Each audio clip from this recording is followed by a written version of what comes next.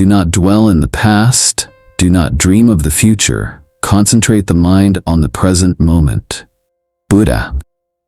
Have you ever found yourself overthinking every little detail? Worrying about the past or fearing the future, unable to focus on the present moment?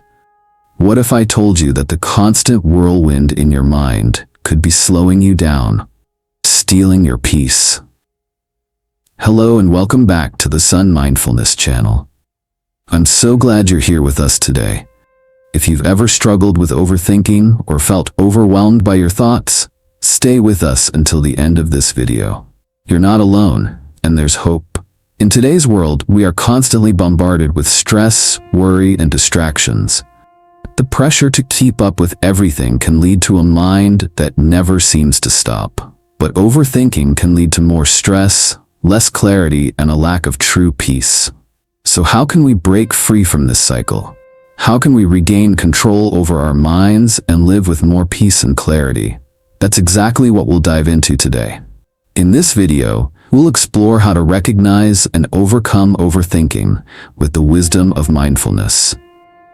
By the end, you'll have practical tools to help you observe your thoughts, create space between them, and live more fully in the present. At Son.Mindfulness, we focus on practical mindfulness techniques that can transform your life. Our goal is to help you find peace amidst the chaos and discover the joy of living fully in the now. If this resonates with you, please take a moment to support us by subscribing to our channel. By subscribing, you'll stay updated with helpful videos that guide you on your mindfulness journey. Now let's dive into today's topic. Stay with us as we explore the transformative power of mindfulness and learn how to stop overthinking once and for all. Trust me, it will be worth your time. Let's get started. Part 1. What is thinking? One definition of thinking and its natural nature. Thinking is something we do constantly. It's a natural function of the mind. We all think. Every moment of every day, thoughts arise within us. But have you ever wondered, what exactly is thinking? Is it simply the process of remembering, planning, or imagining? Or does it run deeper? In Buddhist teachings, thinking is recognized as a natural function of the mind. The mind is not merely a tool for logical reasoning. It's a constant flow of mental activity. A flow that includes thoughts, emotions, and reactions. These mental formations arise naturally. Just like the wind blowing through the trees, thoughts arise and pass away. In Buddhism, this natural flow is known as sankhara, or mental formations. These are the thoughts, emotions, and reactions that appear in our minds. They are not fixed. They come and go, like waves on the surface of the ocean. But as humans, we tend to cling to them. We attach ourselves to these fleeting thoughts, and once we grasp onto them, they can control us. 2. The emergence of thoughts. But why do thoughts arise in the first place? It's important to remember, thoughts are a natural process. They're like clouds passing through the sky. They aren't something we can always control. Even the greatest minds, such as the Buddha, were not exempt from thoughts. In fact, the Buddha himself encountered countless thoughts throughout his life. Yet he understood that these thoughts were not who he was. They were simply passing phenomena. And the key to true freedom is realizing this. Consider the story of General Yi Sun-sin, a famous Korean naval commander. In the midst of battle, he would face overwhelming thoughts of fear, doubt, and strategy. But he didn't let these thoughts control him. He practiced mindfulness, staying present in the moment. His ability to act with clarity and wisdom in moments of stress is a result of this understanding. He understood that his thoughts were not the master, he was. You too may experience thoughts that seem overwhelming. Perhaps you've thought, what if I fail tomorrow? Or, what if this problem never ends? It's easy to get lost in these swirling thoughts, but the key is recognizing that thoughts will come and go. They don't define us. And they don't need to control us. 3. How problems arise from attachment. However, the real issue arises when we attach ourselves to these thoughts. This is where overthinking begins. When we attach to a thought, we make it permanent. We start believing that it represents the truth. But the Buddha taught that nothing in life is permanent, not even our thoughts. Let's think about a simple example. Imagine you receive a message from a friend. They don't reply right away. What happens? Your mind starts to spin. Perhaps, did I say something wrong? Maybe, they must be upset with me. And suddenly, this small moment turns into a big story in your mind. This is how suffering begins. Not because something actually happened, but because you allowed your thoughts to grow without question. This is the danger of overthinking. We grab onto thoughts and let them control us. We think, if I just think more about it, I'll figure it out. But the more we think, the more confused we become. Just like a mirror covered in dust, our minds cloud over with unnecessary thoughts. The clarity we seek only comes when we stop clinging to the thoughts. So what happens when we don't let go of our thoughts? We start believing that they define us. We begin to see ourselves through the lens of our thoughts. And that, my friend, is the root of all suffering. We identify ourselves with the constant flow of mental chatter. But the Buddha's teachings show us another way. Instead of grasping, we can learn to observe. Instead of reacting, we can become mindful. By recognizing that thoughts are not who we are, we can begin to free ourselves from their grip. But how do we stop this cycle of overthinking? How can we break free from these mental traps that cause so much distress? In the next section, we'll explore why overthinking is harmful and how we can begin to break the cycle of mental suffering. Part 2. Why overthinking is harmful? 1. When thinking becomes a loop. Have you ever found yourself replaying a conversation over and over in your mind? Maybe you spoke to a friend, and later you couldn't stop wondering, did I say the wrong thing? What if they misunderstood me? We all do it, don't we? We replay past events in our heads, wishing we could change something. But here's the question, does it help? Does it bring us closer to the truth or a solution? No, it only keeps us stuck in the past. This happens when we overthink. We replay the events, overanalyze every word, every gesture. We get trapped in our own thoughts. We worry about what others think. We imagine future failures that haven't even happened. We build mental scenarios that cause us stress, but they are based on nothing real. Take the example of General Guan Yu, a famous military leader in Chinese history. He was known for his wisdom and strength, but even he faced moments of doubt and fear. Before each battle, he would think about possible outcomes. Yet, he didn't get lost in overthinking. Instead, he relied on careful planning and mindfulness. He didn't let his thoughts control him. He controlled his thoughts. When we replay scenarios in our minds, we lose focus. Instead of living in the present, we're trapped in what's already past. And most of the time, these thoughts are not even based on reality. They are based on what we think might have happened or what might happen in the future. But none of it is real. 2. The negative impact of overthinking. Overthinking may feel like we're solving a problem, but it does the opposite. It deepens anxiety and stress. Why? Because overthinking creates a false reality. We start believing that our imagined scenarios are the truth. We focus on the what-ifs and the maybes, but we forget to ask, is this real? The mind is like a mirror. It reflects what we put in front of it. If we keep filling it with worries and fears, we'll see a distorted reflection. We start to believe our fears are facts, but in truth, they are just thoughts, fleeting and temporary. Think of a time when you overthought something. Perhaps you worried about a meeting at work. You imagined all the ways it could go wrong, and in the end, nothing bad happened. But the fear and stress you felt were real. The anxiety was real. And that's the harm of overthinking. The Buddha spoke about how attachment to thoughts creates suffering. When we attach to thoughts, we build a prison of fear and stress. But the truth is, thoughts are not the reality. They are just passing clouds, and when we let them go, we find peace. 3. The leading role of thoughts. Thoughts are not inherently harmful, but when we don't recognize them for what they are, transient events, we let them control us. Have you ever noticed how quickly your mind can spiral out of control? One small thought can turn into a big worry, which turns into fear. And before we know it, we're stuck in a loop of thoughts that never seem to end. The key to breaking free from this cycle is awareness. We need to realize that thoughts come and go like waves on the ocean. They rise up and then they pass. But we often hold on to them, believing they define who we are. In the same way, the Buddha taught us to look at our thoughts with awareness, not attachment. He encouraged us to observe our thoughts without judgment. When we do this, we can see them clearly, without getting caught in their grip.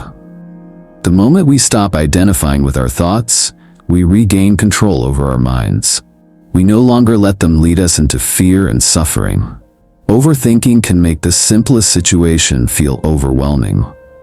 But when we stop clinging to thoughts, we can see things as they really are.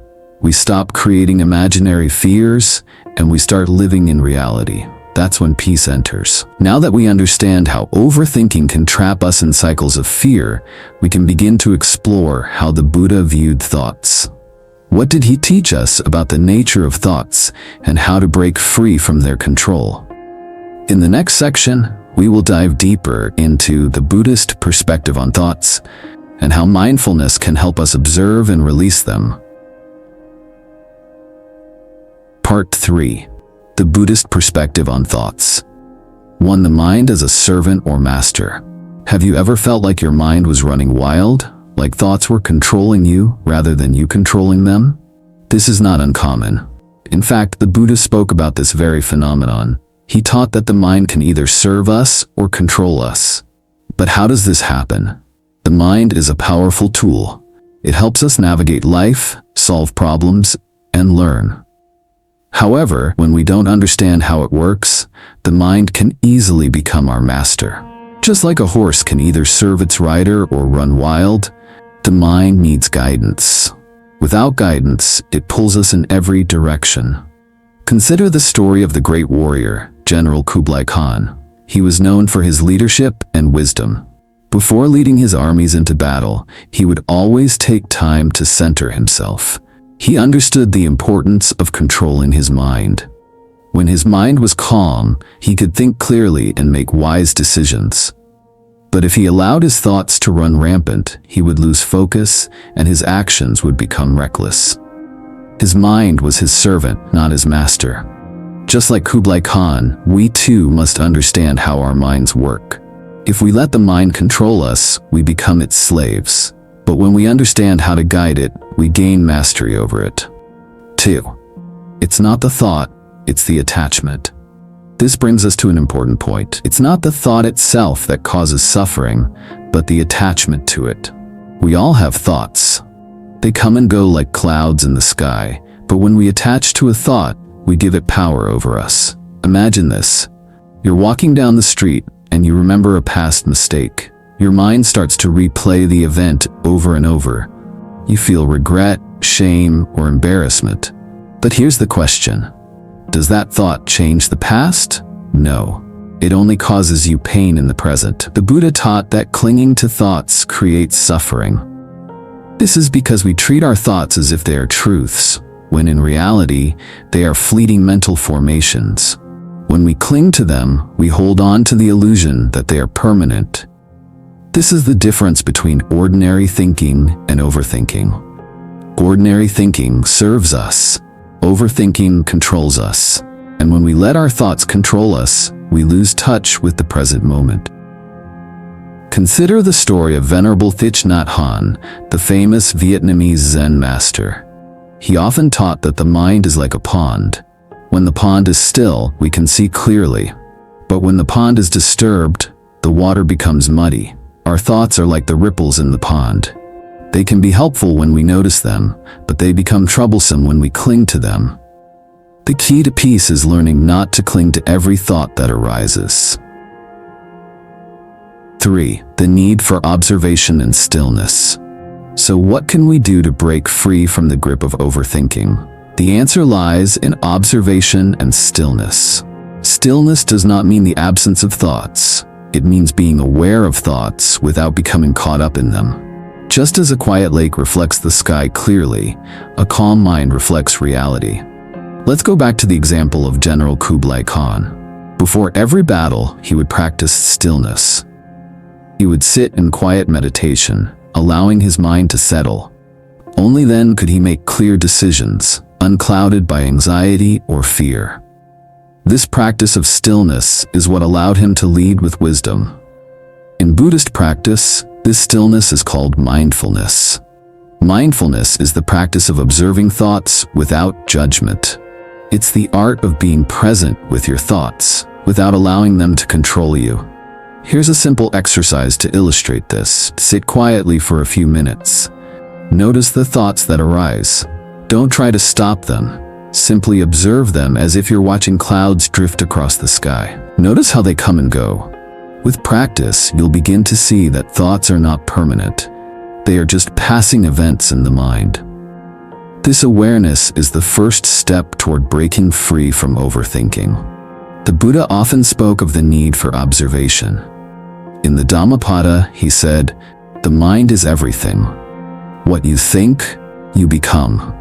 This means that our thoughts shape our reality.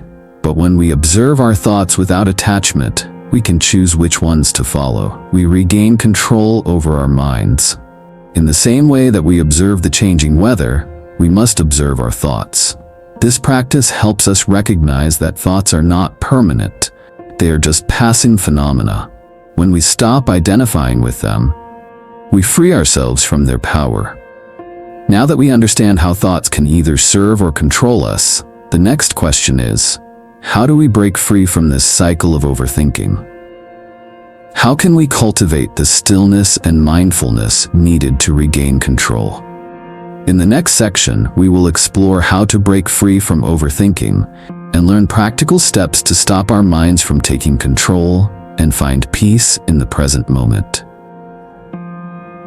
Part 4. How to break free from overthinking. Step 1. Observe and recognize thoughts. Have you ever found yourself caught in a thought that just won't go away? Perhaps you're thinking about something you said earlier or worrying about what might happen tomorrow. These thoughts often seem so real, so pressing. But what if we could break free from them? What if we could observe them instead of being swept away by them? The first step to breaking free from overthinking is simple. Observe and recognize your thoughts. This sounds easy, but it's not. We're so used to identifying with our thoughts that we forget they are simply mental events. The Buddha often spoke about how thoughts arise naturally, like waves on the ocean. They rise and fall on their own.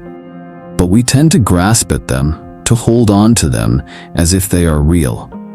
So what can we do when a thought arises? Instead of immediately reacting to it, we can pause. Ask yourself, is this thought real? Is it helpful? These two simple questions can help you regain control. If the thought isn't real or helpful, let it go. Recognize it as just another passing wave in the ocean of your mind.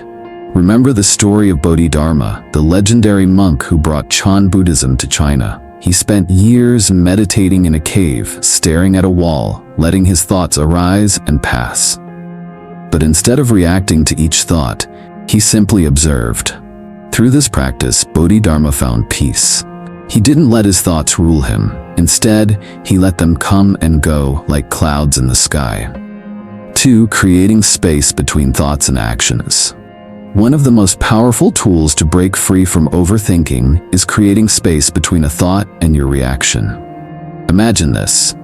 You're sitting in a meeting and suddenly a thought arises. What if I fail in front of everyone? Immediately you feel a tightness in your chest.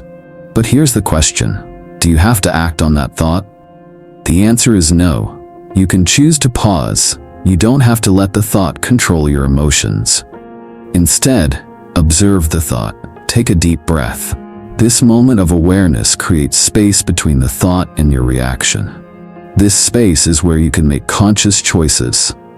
Instead of reacting with fear or anxiety, you can choose to stay calm. You don't have to be controlled by your thoughts. Just like a skilled archer, you have the ability to pause before taking the shot.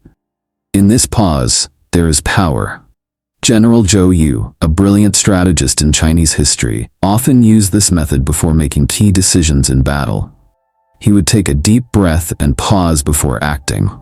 This gave him time to assess the situation calmly, without rushing into decisions based on fear or panic. It's this space that allowed him to lead with clarity and wisdom. 3. The practical application of stillness. Now you may be wondering, does stillness mean silence? Does it mean shutting off all thoughts? The answer is no. Stillness doesn't mean the absence of thoughts, but the ability to allow thoughts to come and go without interference. Imagine a peaceful lake. The surface is calm, reflecting the sky clearly. This is what stillness in the mind looks like. Thoughts may still arise, but they don't disturb the calmness of the mind. They come and they go. The Buddha taught that the mind is like a lake. When it's disturbed, you can't see clearly. But when it's still, you can see the truth. This stillness doesn't require us to stop thinking. It requires us to observe our thoughts without reacting to them. One example of this is Venerable Ajahn Chah, a renowned Thai Buddhist monk. He taught his students to practice mindfulness by observing the mind in stillness. He would say, "Don't try to stop the thoughts, just watch them. Let them come and go like clouds in the sky." With practice, his students found that stillness brought clarity and overthinking lost its power over them. In your own life, you can practice stillness. Take a moment each day to sit in silence. Allow your thoughts to come and go without judgment. With practice, the mind becomes calm and overthinking loses its grip. This stillness creates mental peace, where overthinking no longer takes control. Now that we know how to observe our thoughts and create space between them and our reactions, the next step is to fully embrace the present moment. In the next section, we'll explore the benefits of living in the present. By focusing on the now, we can find the peace we seek, free from the burden of overthinking. Part 5. The benefits of living in the present. 1. The importance of present moment living. Have you ever noticed how many of your thoughts are about the past or the future? Maybe you're thinking about something you did years ago or worrying about what might happen tomorrow. But what if, instead of getting lost in these thoughts, you could focus on the present moment? What if you could live fully in the here and now? Living in the present moment is one of the most powerful ways to reduce stress and anxiety. When we focus on the task at hand, our minds become clearer. We stop worrying about what might go wrong or what happened in the past. Instead, we're grounded in the present, and in that stillness, we find peace. The Buddha often spoke of living mindfully in the present moment. He taught that suffering comes from attachment to the past or fear of the future.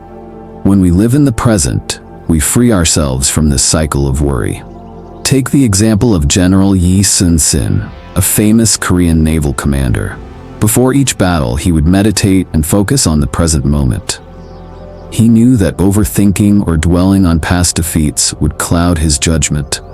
By staying present, he was able to make clear, strategic decisions, leading to many victories. His ability to stay focused in the present moment was a key to his success. Just like him, we can improve our mental clarity and reduce stress by focusing on now. Number 2. Mindfulness in daily life. Mindfulness is the practice of being fully aware of the present moment. It means paying attention to what's happening right now, without judgment or distraction. Mindfulness doesn't just happen when you're meditating. It can be practiced in every moment of your day. For example, when you eat, focus on the taste, texture, and smell of the food. Instead of letting your mind wander to worries about the future, enjoy the experience of eating. You may notice how much more satisfying your meal becomes when you fully engage with it. Another way to practice mindfulness is while walking. Instead of rushing to your destination, take a moment to notice your surroundings. Feel the ground beneath your feet. Notice the sounds and the movement of the air around you. When you bring your attention to the present moment, you'll feel more at peace and less stressed. Mindfulness can also be applied during conversations. When speaking to someone, truly listen to what they're saying. Don't think about what you're going to say next. Be present in the conversation, paying attention to their words and emotions. This practice not only strengthens relationships, but it also helps you stay grounded in the present. Through mindfulness, we begin to notice the unnecessary thoughts that pull us away from the present moment. Instead of following those thoughts, we can gently bring ourselves back to the here and now. The more we practice mindfulness, the easier it becomes to stay present, no matter what's happening around us. Living in the present moment brings clarity and peace.